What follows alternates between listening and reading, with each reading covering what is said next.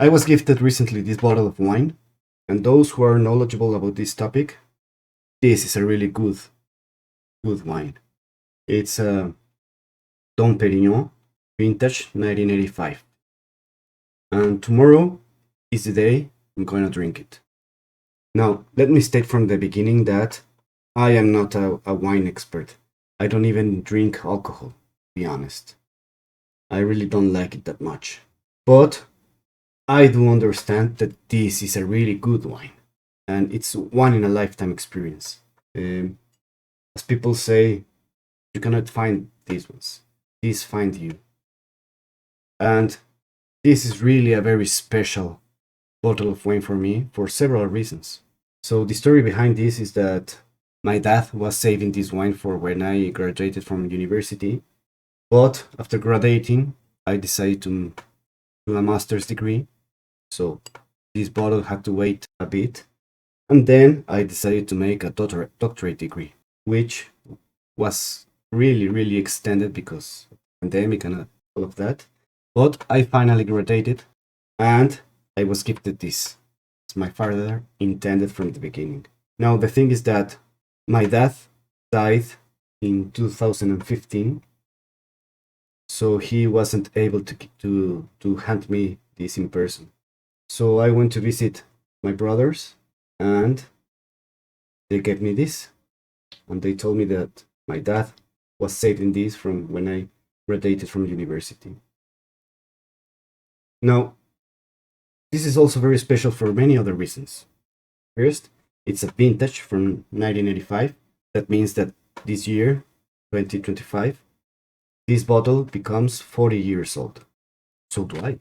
And it's also 10 years since my dad died.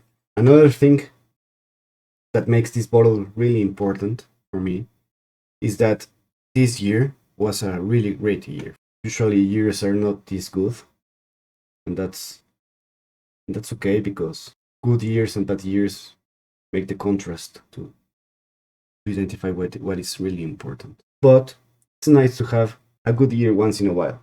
But also my wife found a permanent job, which is truly important. And finally, this year was our aluminium wedding anniversary.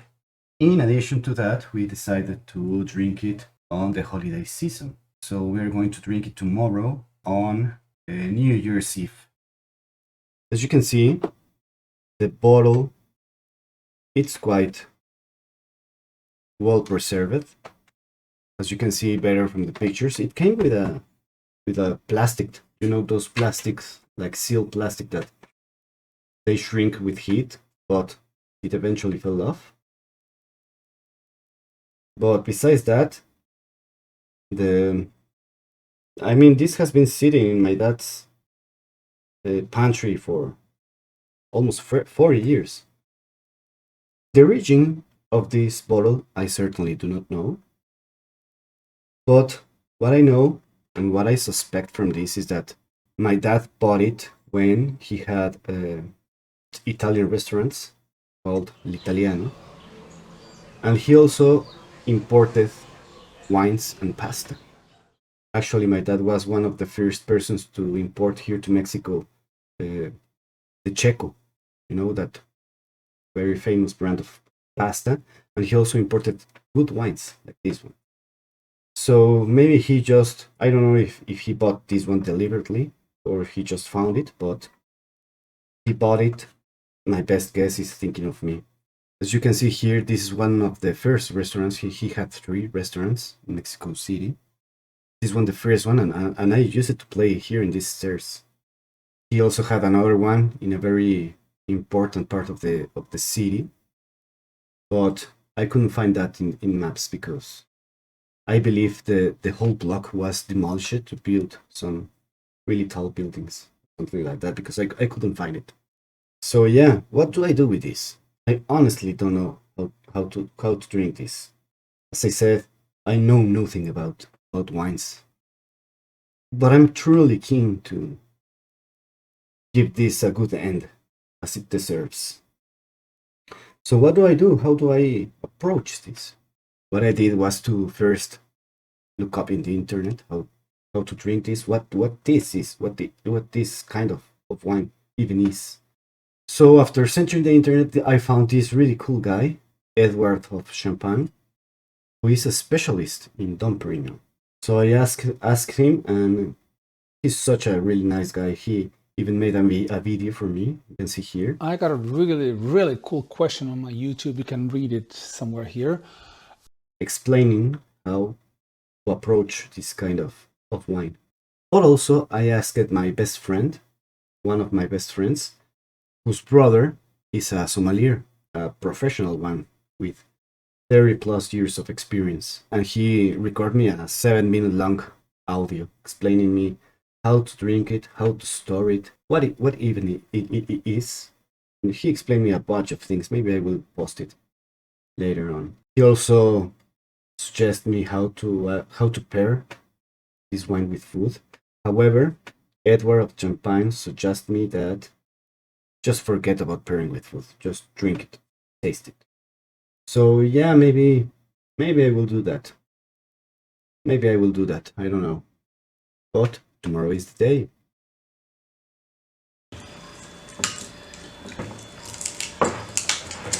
Mamá, ¿por qué cuando se casaron, por qué se llamaba Benito Doctor y ¿Sí sacó gas? y mamá?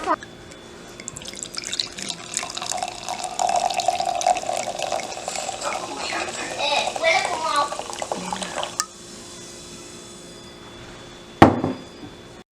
como así frillito.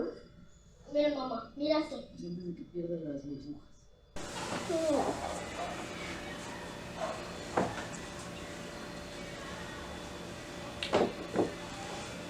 Está rico. This was the best bottle of wine I have ever had in my life. And I'm not lying. I have drunk many bottles of wine in champagne in my life. About, not that many, about 20 times at max. And I have drank the Moet de Chandon, but not this one, Dom Perignon, the regular one you're going to see in your screen.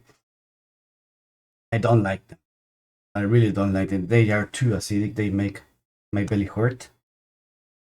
But this thing was magnificent. Was really unexpected. The color was way darker. It was almost like pee with bubbles. It had bubbles. And the taste was kind of woody, a little bit of chestnut. Also, it was sweet, but it was so easy to drink. Like, they know what they're doing. Definitely, they know what they're doing. I'm really not the expert to tell how good this was, but one thing that surprised me was that it still had gas. My friend's brother told me to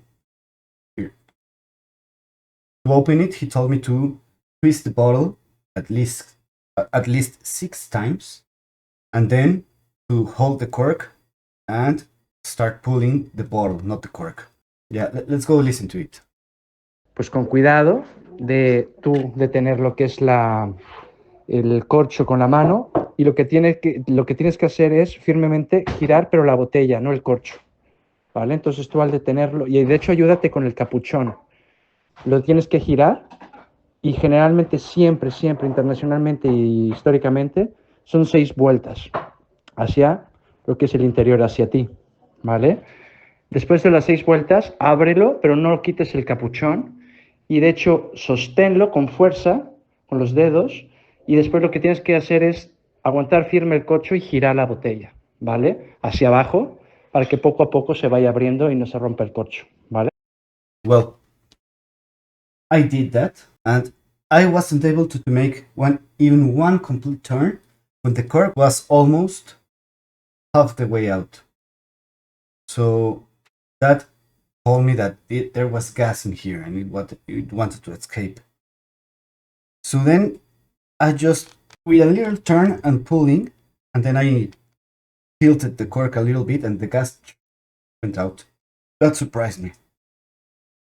And it surprised me because I'm almost certain that the bottle was stored for many, many years, perhaps decades, in the upright position. But like, and also it didn't have any sediment at all. No sediment.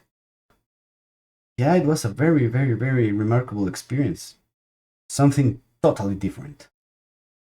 Totally different from what I have drunk on other occasions.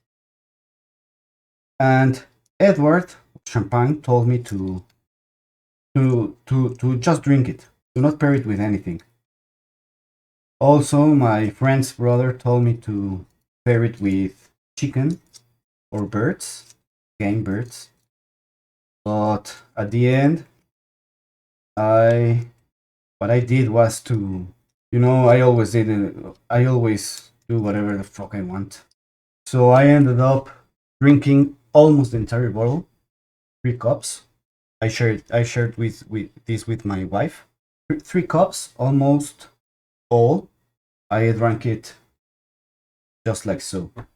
I ate 1 or 2 pieces of cheese, and I saved the last cup for eating. And what I cooked was I made gnocchi ai 4 formaggi, gnocchi di patate ai 4 formaggi, and here are some images of that. These are the cheese I used: Parmigiano, Gorgonzola, Pecorino, and in this case I'm also using Gouda. That's the one I have.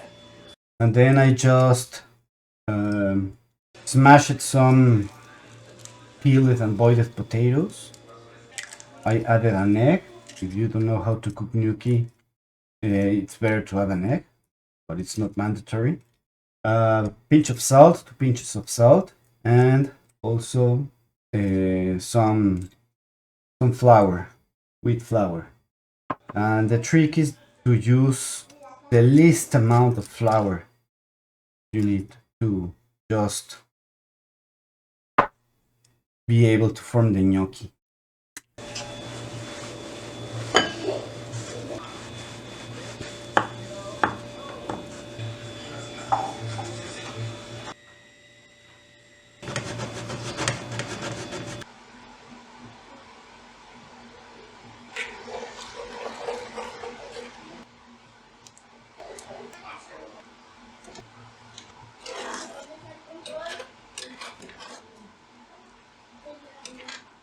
And I also ate tuna steaks, and that was a bad idea because it was too salty. The flavor was a little bit too much, too intense. So yeah, that was a bad idea. But all in all, it was a great, great, and truly remarkable experience. It just tastes different. It really does. It really does. Oh no, it broke. All right. So let's see, these are 750 milliliters. So, and has an alcohol concentration of 12.5%. 94 milliliters. So I need 94 milliliters. This is 50 milliliters. And also I forgot, I'm sorry, because I know there's people that will be horrified at watching how I drank this champagne, but I forgot to buy the cups, the glasses. Oh. So I used the ones I had. I think it really doesn't matter. For someone that has no experience like me. Okay, so that was one. It's 90, how much? 93, 94. There.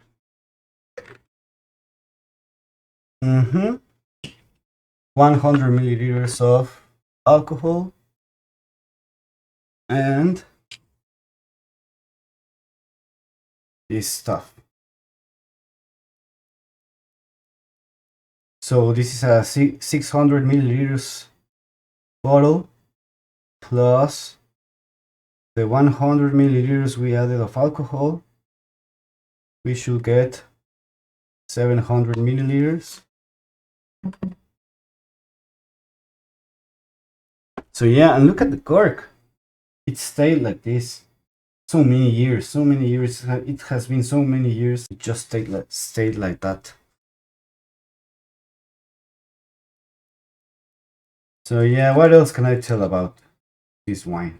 Like I said, it surprised me that it still had gas in it.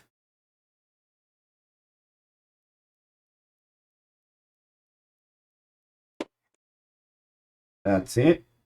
All right.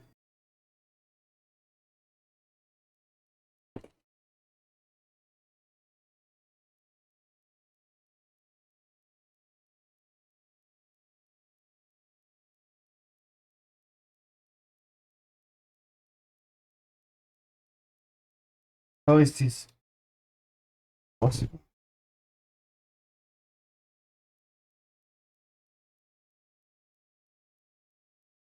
Chandon. Do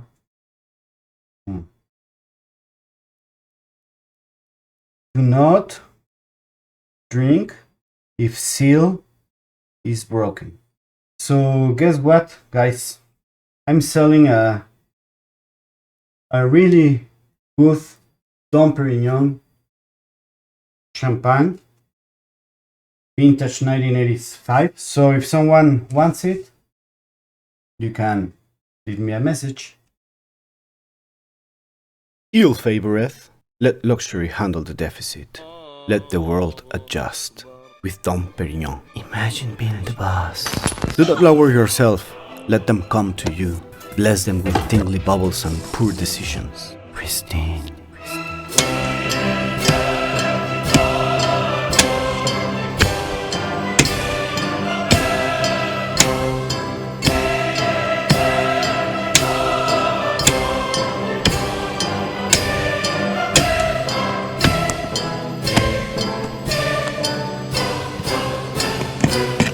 Aged underground for 2 centuries, preserveth, protected. Freshness is common, restraint is rare, completely unnecessary. Prestige. Do not be fooled by the modest volume. Luxury is never loud. Wet your toe. 12 inches in length, 12 in girth, perfectly symmetrical. Because nature respects confidence. Yours now. Accessories included. Dignity sold separately. Substantial. There is no discount for style, Mr. Big. Treat yourself and remind the world precisely who is tolerating whom. Dom Perignon.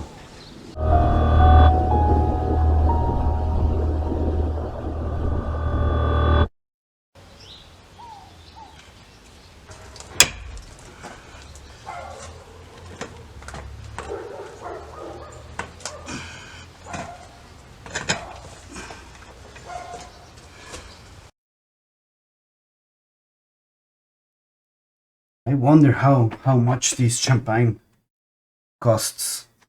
Maybe I can sell my blood.